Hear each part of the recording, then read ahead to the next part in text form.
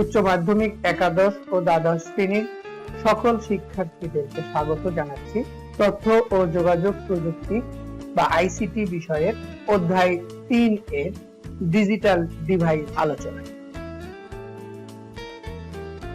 Lecture 1 এর ধারাবাহিকতায় lecture 2 তে আজ আমরা আলোচনা করব বুলিয়ান ধ্রুবক, বুলিয়ান চলক ও বুলিয়ান উপপাদ্য নিয়ে।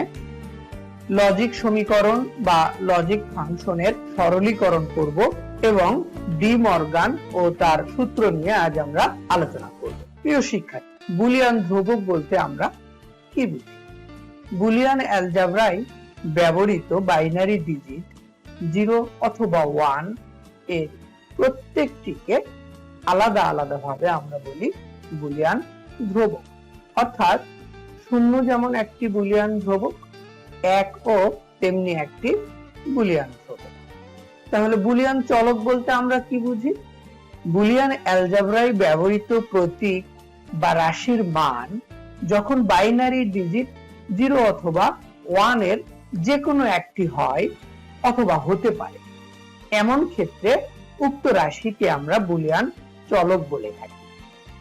এই ক্ষেত্রে আমরা যেটা করি, 0 অথবা 1 এর পরিবর্তে a অথবা x অথবা যে কোনো বর্ণ ব্যবহার করে থাকি। প্রিয় শিক্ষার্থীরা, এবার আমরা বুলিয়ান উপপাদ্য নিয়ে আলোচনা করব। বুলিয়ান উপপাদ্য অত্যন্ত গুরুত্বপূর্ণ একটি আলোচনা। এখানে মৌলিক উপপাদ্য সমূহ নিয়ে আমরা আলোচনা করব, যা অর গেটের উপর ভিত্তি করে, অ্যান্ড গেটের উপর ভিত্তি করে এবং নট গেটের উপর ভিত্তি করে প্রতিষ্ঠিত। প্রিয় শিক্ষার্থীরা, শুরুতেই আমরা দেখি অর ভিত্তিক মৌলিক উপপাদ্য কি কি আছে। এখানে আমরা 4টি সূত্র দেখতে পাই, যার number 1 a plus 0 is equal to a, number 2 a plus 1 is equal to 1, number 3 a plus a is equal to a এবং number 4 a plus a not is equal to 1। আমরা এগুলো একে একে সবগুলোই প্রমাণ করব। প্রিয় শিক্ষার্থীরা, এবার আমরা দেখি অ্যান্ড ভিত্তিক মৌলিক উপপাদ্য। এখানেও আমরা মোট 4টি সূত্র পাব। Number 1 a into 0 is equal to 0, number 2 a into 1 is equal to a, number 3 a into a is equal to a, number 4 a into a not is equal to 0। প্রিয় শিক্ষার্থীরা, কিছু সহায়ক উপপাদ্য আছে, যার নাম্বার 1 a not তার উপরে not, অর্থাৎ a not not is equal to a হবে। Number 2 a plus ab is equal to a হবে। এছাড়াও কিছু বিভাজন উপপাদ্য আছে, যার ভিতরে উল্লেখযোগ্য হলো number 1 a plus a not b is equal to a plus b হবে, number 2 a not plus ab is equal to a not plus b হবে, number 3 a plus bc is equal to a plus b into a plus c হবে। প্রিয় শিক্ষার্থীরা, বিভাজন উপপাদ্যের number 1 এবং number 2 কিন্তু একই রকম। পার্থক্য শুধু নাম্বার 1 এ আছে a প্লাস আর নাম্বার 2 তে আছে a নট প্লাস। এখন দেখো এর আউটপুটটা কিভাবে আসে। Number 1 a plus a not b, এখানে সিঙ্গেল হচ্ছে a, তাহলে a হবে প্লাস, আর এখানে a নট b, তাহলে এখানে এই সিঙ্গেলের অপোজিট কি a নট, এটাকে বাদ দিতে হবে, দিলে পাশে কি থাকলো b, এখানে হবে প্লাস b। ঠিক অনুরূপ ভাবে দেখো এখানে a নট প্লাস, তাহলে a নট সিঙ্গেল, তাহলে এখানে থাকলো a নট প্লাস। তারপরে বাম পাশে কি আছে ab, তাহলে a নট এর অপোজিট কি a, তাহলে এটা বাদ যাবে, তাহলে পাশে আছে b, তাহলে এখানে হবে প্লাস b। প্রিয় শিক্ষার্থীরা, এবার আমরা অর ভিত্তিক মৌলিক উপপাদ্য বা সূত্রগুলি প্রমাণ করব। তোমরা ডান পাশে যে সত্যক সারণী বা ট্রুথ টেবিল দেখতে পাচ্ছ, এটি হলো অর অপারেশনের সত্যক সারণী বা truth table. Number 1, a plus 0 is equal two a। লক্ষ্য করো এখানে 0 হলো বুলিয়ান ধ্রুবক আর a হলো বুলিয়ান চলক। তাহলে এর মান কি কি হতে পারে? এর মান 0 হতে পারে আর এর মান 1 হতে পারে। আর 0 আছে, তার মানে b ইনপুটের কলামে লক্ষ্য করো 0 0। তাহলে এখান থেকে আমরা আউটপুট কি পাচ্ছি? প্রথমটি লক্ষ্য করো 0 0, আউটপুট হলো 0। আর দ্বিতীয়টি হলো 1 0, আউটপুট কত? 1। তাহলে এখানে লক্ষ্য করো a plus 0 is equal two a হচ্ছে, অর্থাৎ এখানে 0 কিন্তু পরিবর্তন হচ্ছে না। আর এর পরিবর্তে আমরা একবার 0 লিখছি, একবার 1 লিখছি, তার মানে এর মানটা পরিবর্তনশীল। তাহলে পরিবর্তনশীল যেটা আছে সেটাই কিন্তু আউটপুট হিসেবে আসবে। নাম্বার 2 তে লক্ষ্য করো a plus 1 is equal to কি হবে? 1 হবে।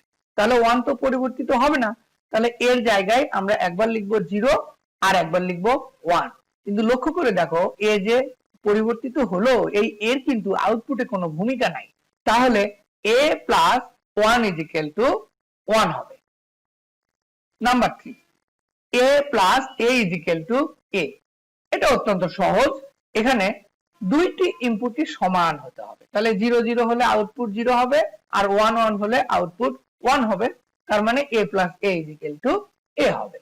নাম্বার 4 লক্ষ্য করো এখানে a plus a not is equal two 1 হবে। তাহলে a যদি আমি 0 নেই, প্রথম লাইনটি দেখো যে a যদি আমি 0 নেই তাহলে b হবে 1, সেক্ষেত্রে আউটপুট হবে 1। আবার দ্বিতীয় লাইনে দেখো a যদি আমি 1 নেই তাহলে b কি হবে? 0, তাহলে আউটপুট হবে 1। তার মানে 0 1 থাকলে আউটপুট 1 হয়, 1 0 থাকলে আউটপুট 1 হয়। সুতরাং a plus a not is equal two সবসময় 1 হবে। প্রিয় শিক্ষার্থীরা, এবার আমরা এন্ড ভিত্তিক মৌলিক সূত্রগুলো প্রমাণ করব। দেখো ডান দিকে যে সত্যক সারণী আমরা দেখতে পাচ্ছি এটি হলো এন্ড অপারেশনের সত্যক সারণী বা ট্রুথ টেবিল। নাম্বার 1 সূত্রতে কি বলছে? a into 0। তাহলে এর মান কি হতে পারে? 0 হতে পারে, 1 হতে পারে। তাহলে এন্ড অপারেশনে আমরা দেখি 0 0 হলে আউটপুট কি হয়? 0। আবার 1 0 হলে আউটপুট কি হয়? 0। অর্থাৎ 1 নম্বর সূত্রে এর মান 1 হবে নাকি 0 হবে সেটি আসলে গুরুত্বপূর্ণ না। পাশে যে গুণ অবস্থায় 0 আছে এই 0টি কিন্তু আউটপুট হিসেবে পাওয়া যাবে। তাহলে 2 নম্বর সূত্রতে আসি। 2 নম্বর সূত্র a into 1 is equal two a। এখানে দেখো 1 এর কিন্তু কোনো গুরুত্ব নাই। এই a যদি 0 হয় তাহলে আউটপুট কি হবে? 0। আবার এই a যদি 1 হয় তাহলে আউটপুট হবে 1। নাম্বার 3 তে কি বলছে? a into a is equal two a, অর্থাৎ 0 0 হলে আউটপুট হবে 0, 1 1 হলে আউটপুট হবে 1। নাম্বার 4 এ কি বলছে? a into a not is equal two 0। তাহলে a 1 হলেও আউটপুট 0, a 0 হলেও আউটপুট 0। কারণ কি? কারণ হচ্ছে আমরা a তে যখন 1 লিখব তখন a নট তো 0 লিখতে হবে। তাহলে 1 0 এর আউটপুট 0 হয়, আবার 0 1 এর আউটপুটও কিন্তু 0 হয়। প্রিয় শিক্ষার্থীরা, এবার সহায়ক উপপাদ্য। সহায়ক উপপাদ্যের নাম্বার 1 এ কি বলছে? a not not is equal two 0। প্রিয় শিক্ষার্থীরা, আমরা যখন নট অপারেশন নিয়ে আলোচনা করি তখন আমরা বলেছিলাম যে কোনো একটি বুলিয়ান ধ্রুবকের উপরে নট থাকলে অপোজিট ধ্রুবকটি পাওয়া যায়।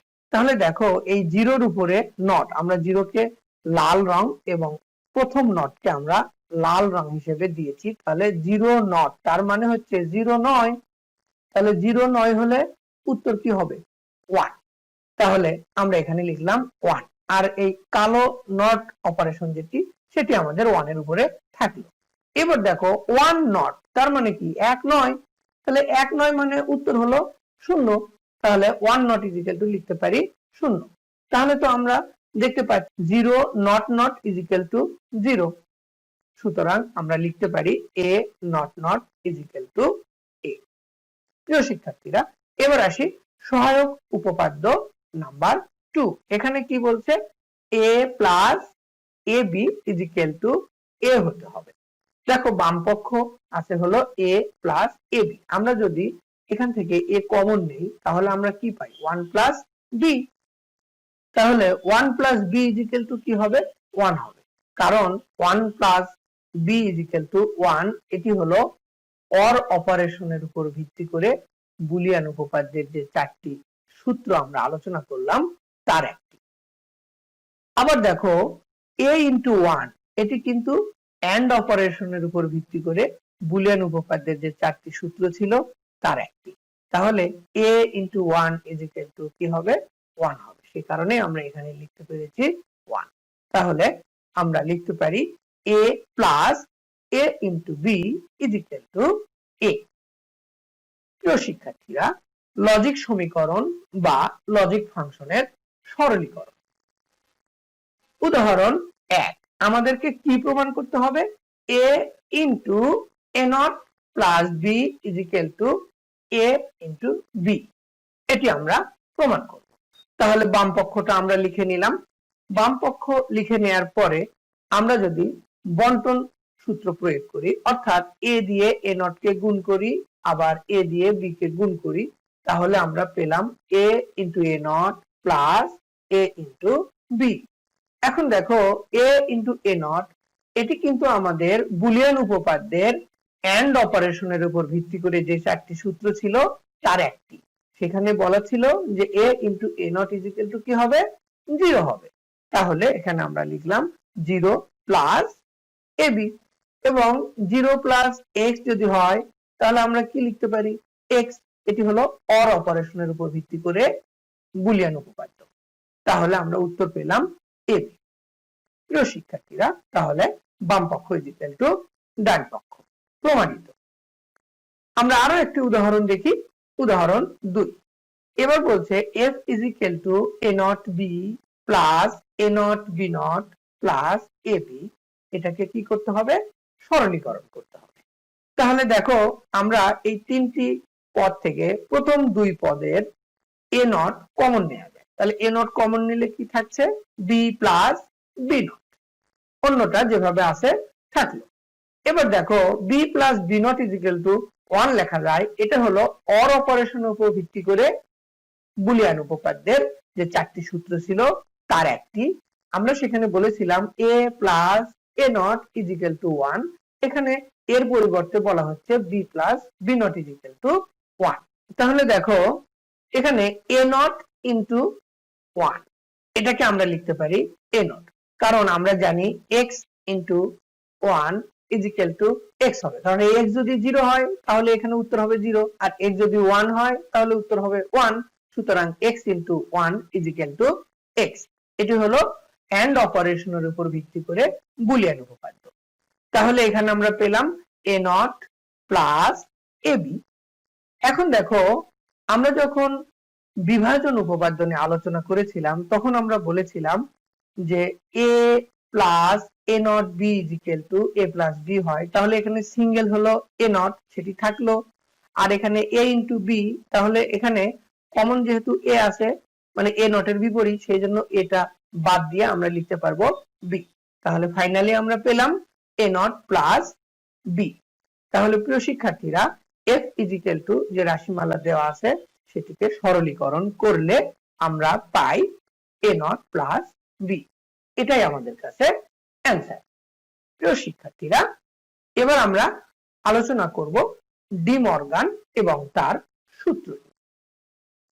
ইংরেজ গণিতবিদ ডি মর্গান বুলিয়ান অ্যালজেব্রার ক্ষেত্রে দুইটি উপপাদ্য আবিষ্কার করে। বাইনারি পদ্ধতির গাণিতিক কাজকর্মে সূত্র দুটি খুবই গুরুত্বপূর্ণ ভূমিকা পালন করে থাকে। তার নাম অনুসারে উপপাদ্য দুটিকে ডি মর্গানের সূত্র বা ডি মর্গানের উপপাদ্য বলা হয়।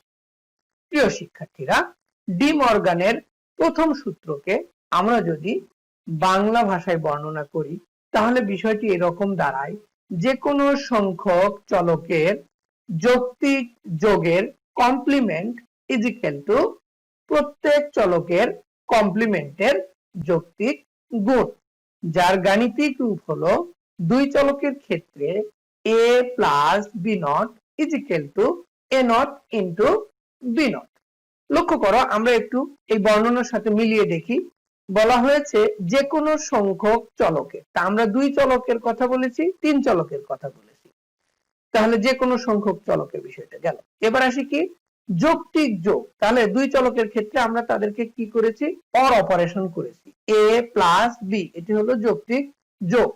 তারপরে কি বলছে, যৌক্তিক যোগের কমপ্লিমেন্ট। কমপ্লিমেন্ট মানে হলো নট অপারেশন দিতে হবে।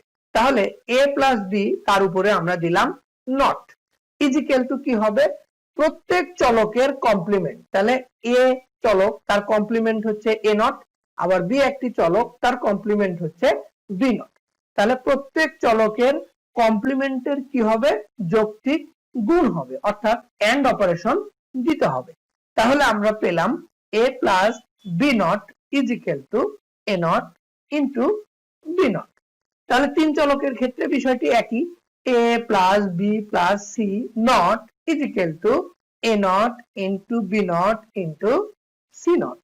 প্রিয় শিক্ষার্থীরা, তাহলে মনে রাখার জন্য আমরা একটা কৌশল আবিষ্কার করি। তোমরা লক্ষ্য করে দেখো, এই যে আমরা বাংলায় বর্ণনা করেছি, এটিকে যদি আরেকটু শর্টকাট পদ্ধতিতে বলি, তাহলে বিষয়টা এরকম হয় যে যোগ করে not is equal to not করে গুণ। এটি তোমরা মনে রাখবে, এবং এটা মনে রাখা অনেকটা সহজ। কিভাবে বলি, দেখো, যোগ করে নট, নট করে গুণ, মোট অপারেশন কিন্তু তিনটাই আছে, যোগ আছে, গুণ আছে, নট আছে। তাহলে সমান চিহ্নের এক পাশে যদি যোগ থাকে, তাহলে অপর পাশে থাকবে গুণ, আর নট কিন্তু দুই পাশেই থাকবে। এখন নট যে দুই পাশে থাকবে, কখনো নট আগে থাকবে, কখনো নটটা পরে থাকবে। যেমন দেখো, এখানে বলছে কি যোগ করে নট, তাহলে নটটা কি হলো, পরে হলো, আর ডান পাশে কি হচ্ছে, নট তাহলে আগে থাকবে। নট করে গুণ, তাহলে যোগ করে not is equal to not করে গুণ। প্রিয় শিক্ষার্থীরা, আমরা যদি ডি মর্গানের দ্বিতীয় সূত্রকে বর্ণনা করি, তাহলে বিষয়টি কেমন হয়, একই রকমের, শুধু এখানে গুণ ভিত্তিক থাকবে বামে, আর যোগ ভিত্তিক থাকবে ডানে। তাহলে যে কোনো সংখ্যক চলকের যৌক্তিক গুণের কমপ্লিমেন্ট, আগেরবার কি বলেছিলাম, যৌক্তিক যোগের কমপ্লিমেন্ট, এবার বলছি যৌক্তিক গুণের কমপ্লিমেন্ট ইজ ইকুয়াল টু প্রত্যেক চলকের কমপ্লিমেন্টের যৌক্তিক যোগ।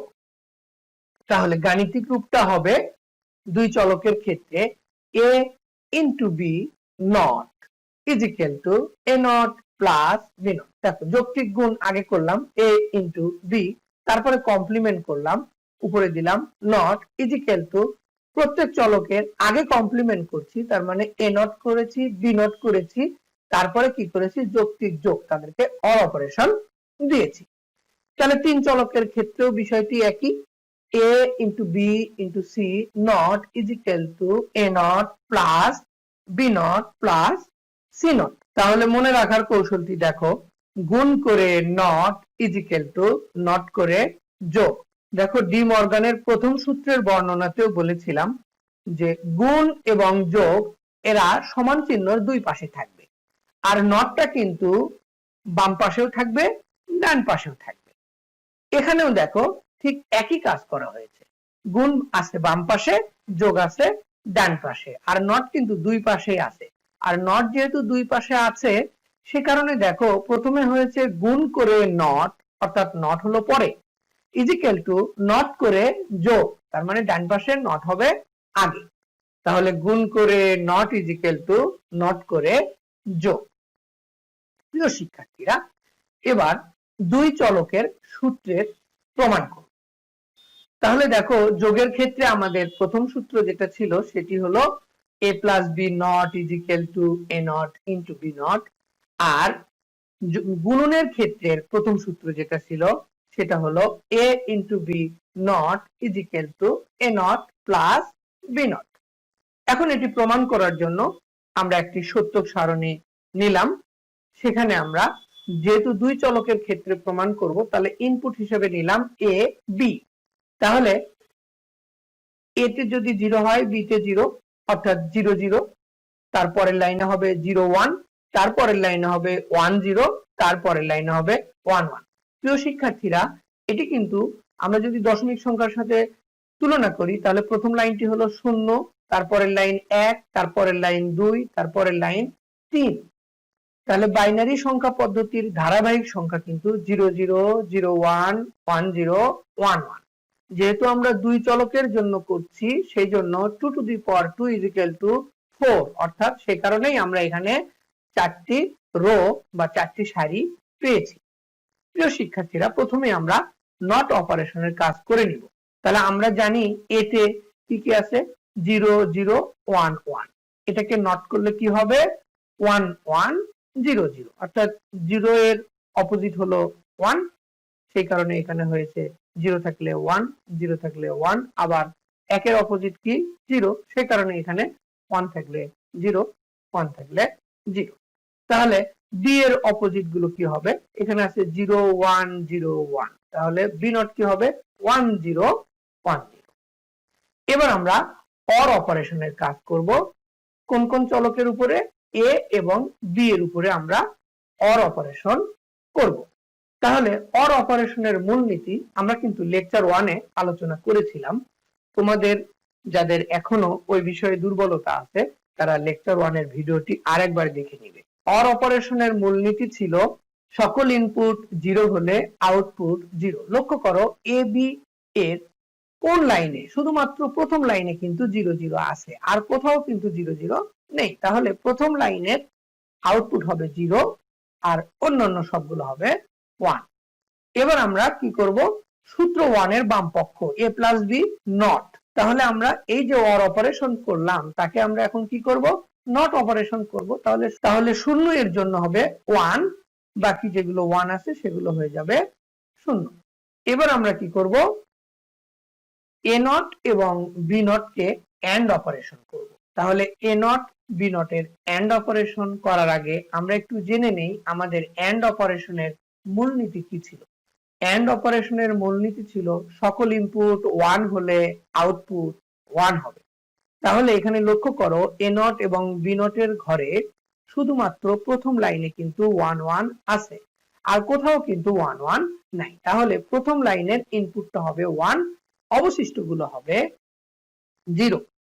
প্রিয় শিক্ষার্থীরা, লক্ষ্য করো আমরা কিন্তু সূত্র 1 এর বাম পক্ষ এবং ডান পক্ষ পেয়ে গেছি, অর্থাৎ সূত্র 1 প্রমাণ।